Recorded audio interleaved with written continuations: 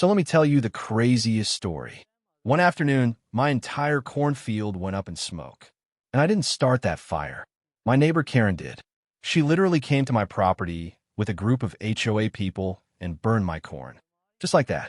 One minute, I had a beautiful golden harvest ready to go. The next minute, thick black smoke everywhere, flames destroying everything I'd worked so hard for. I was standing there completely shocked, watching thousands of dollars burn in front of my eyes. And you know what? That fire was about to cost Karen $3 million. But she had absolutely no idea.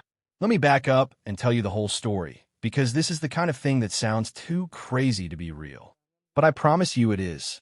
I'm a farmer, not some huge corporation with massive operations. Just me, my family, and a decent piece of land in the suburbs where I grow corn.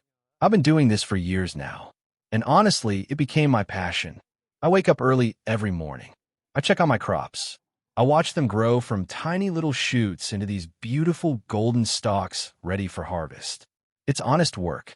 I love it. Now, because I take farming seriously, I did what any smart farmer does.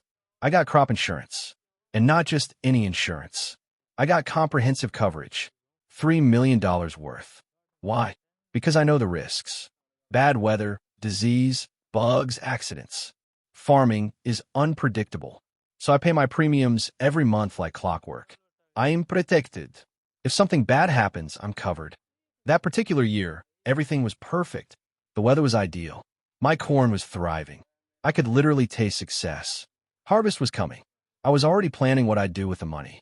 New equipment. Maybe expand the farm. Take a vacation I've been putting off for 5 years. Life was great. And then Karen from the HOA decided she had a problem with my corn. You know how every neighborhood has that person, right? The one who complains about everything. The one who sends emails in all caps. Karen was that person. But instead of complaining about my grass being too long, she decided my corn crop was an eyesore. She said it was ugly, unprofessional. It was ruining the neighborhood's appearance. Here's the thing, though. Corn wasn't against the rules. I checked. I'm allowed to grow corn on my property. But Karen didn't care about rules. She just didn't like how it looked. I tried to talk to her. I explained that I'm a farmer. This is my job. The corn would be harvested in just a few weeks. I even offered to build a nice fence around the field if it would help. But Karen wasn't interested in solutions. She wanted to win. She wanted to be right.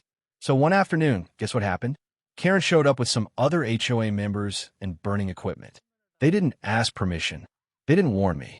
They just started burning my cornfield. They destroyed a huge section of my harvest.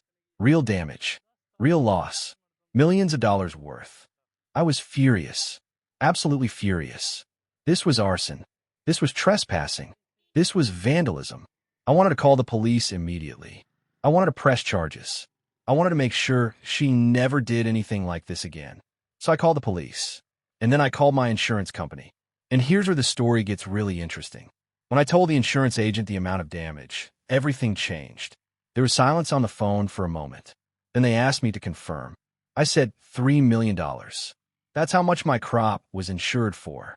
That's how much I lost. The tone of that conversation completely changed. Suddenly, they weren't just sympathetic. They were very interested. They were talking about sending adjusters. They were talking about documentation. They were taking this very seriously. Because $3 million is serious money. That's not small change. That's not sorry, here's 50 bucks. That's a massive claim. That gets attention. And here's what Karen didn't realize. She had no idea about the insurance. She probably thought I was just some guy with a hobby farm I was emotionally attached to. She thought burning my corn would teach me a lesson about neighborhood rules. She had no idea she'd just made herself potentially liable for $3 million. Now I had everything. Police reports because, yes, arson is a serious crime. Insurance company backing because $3 million is definitely serious to them. Photographs of the burned area. Witnesses who saw Karen and her group with the burning equipment. And emails from Karen explaining why she wanted to get rid of my corn. The insurance company started investigating. But this wasn't just about whether my claim was valid. This was about finding out who damaged their client's property and making them pay. They hired lawyers. Real lawyers. The kind that work for insurance companies and handle massive claims all the time. These lawyers started making phone calls. They started sending letters. They had serious conversations with Karen's insurance company because Karen was about to learn a very expensive lesson about what happens when you burn someone else's property without permission. Think about this for a second. I had a $3 million crop protected by insurance. Karen burned it. Now my insurance company is legally required to investigate and go after the person responsible to recover their losses.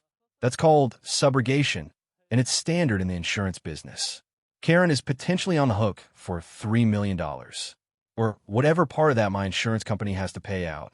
My personal lawyers are now looking at every claim against Karen. Trespassing, property damage, arson, interfering with my business. These aren't small things. This isn't something neighbors handle between themselves. See, Karen probably thought she was being a good HOA member. Maybe she really believed corn was against the rules. Or maybe she just didn't like it and convinced herself it was against the rules. Either way, she decided to take matters into her own hands.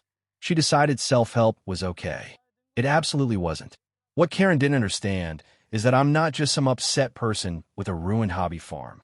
I'm someone with a $3 million insurance claim.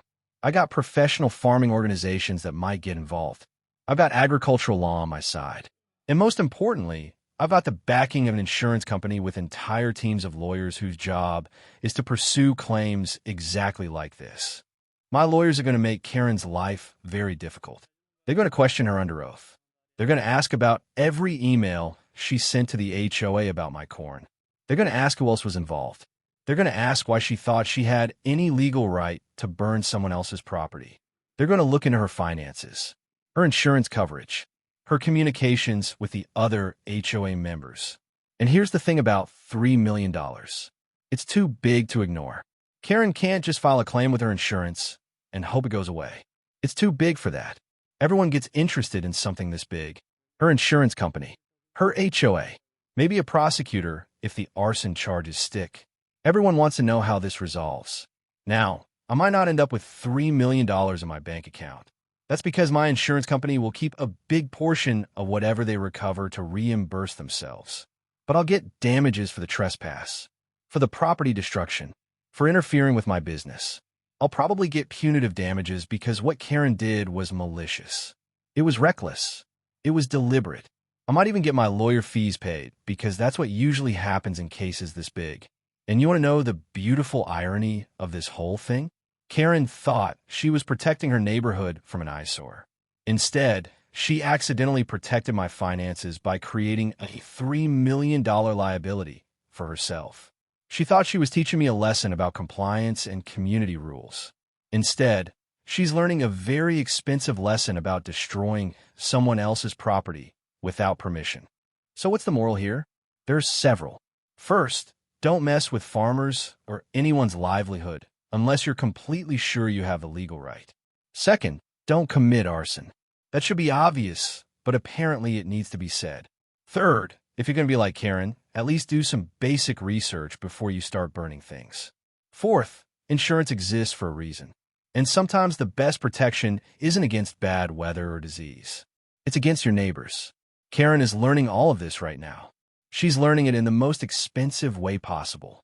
And honestly, she has no one to blame but herself.